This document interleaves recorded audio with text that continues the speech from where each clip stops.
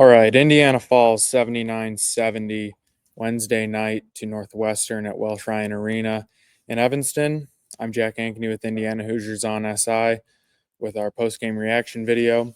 And so I'll sort of just recap the game and then sort of give some big picture thoughts on what this means for the Hoosiers moving forward. First off, the loss drops Indiana to 14-6 overall, 5-4 in Big Ten play. Indiana goes back to Assembly Hall Sunday to face Maryland. But first, this game, really sort of if you want to use the cliche, tale of two halves, it kind of fits with this one. Um, Indiana goes into the game, gets its leading scorer, Malik Renew, back from injury. Um, but he only ended up playing, I think, 11 minutes, missed all 6 of his shots. Really didn't look like himself. Mike Woodson said after the game he wasn't able to practice much going into it, and still will need to work his way back into condition. They brought Renew off the bench today, went with the starting lineup of Rice, Leal, Goody, Mbako, and Balo. And, first half was really pretty ugly for both sides, I thought. Northwestern jumped out to a 23-13 lead. And then Indiana responded back and I think took a 25-23 lead, I believe it was. They tied it up 25-25. But Northwestern went on a stretch there in the last 9 minutes of the first half where they missed 12 shots, did not make a field goal, only scored 2 points in the last 9+ minutes. And Indiana went into the half leading 31-25. And it was a game that, Mike Woodson said afterwards, Indiana played well enough in the first half to put itself in position to win this game. But then the second half, the defense just really fell apart. Ty Berry went 7 for 10 from 3. Northwestern as a team went 13 for 27. That's a season high for Northwestern in terms of their makes. And it's also a season high for Indiana's defense in terms of 3-pointers that they allowed. It started with Berry. I think he hit 3 in the first half, and then, kind of started Northwestern's run in the second half, and it sort of seemed like it became contagious. Jalen Leach goes 3 for 7 from 3. Martinelli hit a couple threes. Barnheiser hit a 3. And, Mike Woodson seemed really frustrated after the game because he was basically saying, well, we defended a lot of these similar situations in the first half, and just sort of went away from what we were doing defensively in the second half. And there was just a lack of communication. The switches got messed, which kind of caused Indiana's defensive switching to get messed up in certain situations. And Northwestern, I think, went on a 13-0 run there starting at the 9:25 mark, just looking at the game log here, 9:10 to 5:49. It was a 13-0 run to make Indiana's 52-49 lead into a 62-52 Northwestern lead. And that sort of gave them the breathing room that they needed to secure this one, because Indiana made a push at the end. Mbako made a couple threes. Luke Goody made a 3.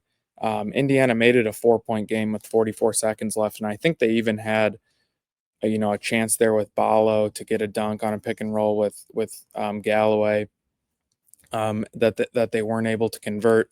And so that was really enough for Northwestern to come out with this one. And just to sort of recap some leading scores, as I mentioned, Ty Berry had 23 for Northwestern. Barnheiser, a massive game for Northwestern, 21 points, 8 rebounds, 6 assists, 6 steals. He was great.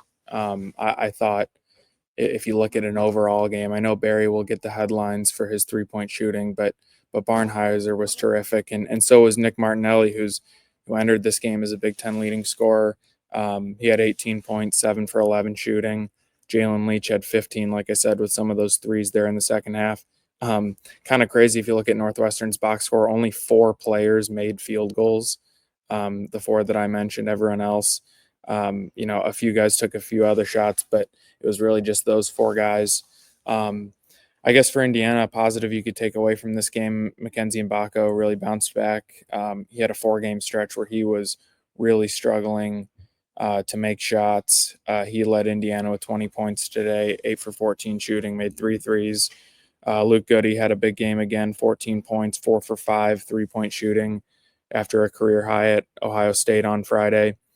But, Indiana had 17 turnovers, pretty evenly distributed throughout the first and second half. But it was really their second half defense allowing 54 points. That's not going to win any game, home or road, no matter who you play, if you give up 54 points in the second half.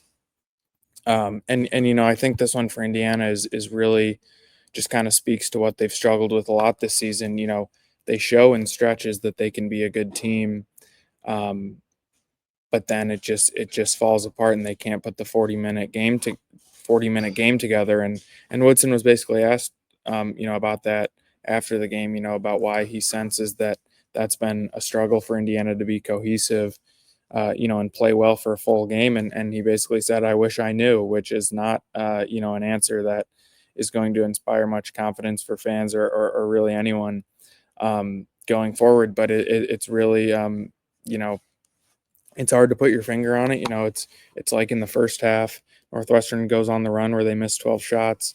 It seems like Indiana's playing pretty solid defense. And then in the second half, they can't stop anyone, which has really kind of been an issue this season, just the up and down play. Certain stretches Indiana can play well, and then things just fall apart. And that's really what happened tonight. So, like I mentioned, Indiana now 14-6, 5-4 in Big Ten play. They host Maryland on Sunday. At this point, I think I saw on Joe Lenardi's bracketology, he had Indiana as his last team in. And it sort of seems like this is how it's going to be the rest of the way. Just, every game is critically important if Indiana wants to save its season and turn this thing around and compete for a spot in the NCAA tournament. But it's become really hard to expect, really from a minute by minute basis with this team, what you can get, just the up and down play. It seems like it's tough to rely on any one player or one aspect of this team on a game in and game out basis. I think Indiana will really hope to get Malik Renew back to full strength today. Like Woodson said, he's just not back in full condition. So Indiana will have a couple days of practice to try to get him right, because they definitely need him just sort of as another interior scorer. I thought he and Balo missed several uncharacteristic looks today that maybe could have made this game different. They combined. Renew was 0 for 6, Balo 5 for 10. Both those guys shoot above 60%, and they were well below that today, if you want to kind of oversimplify things there. But I think I'll wrap it up with that. Jack Ankney with Indiana Hoosiers SI, and we'll talk to you Sunday after Indiana's noon Eastern game against Maryland. See ya.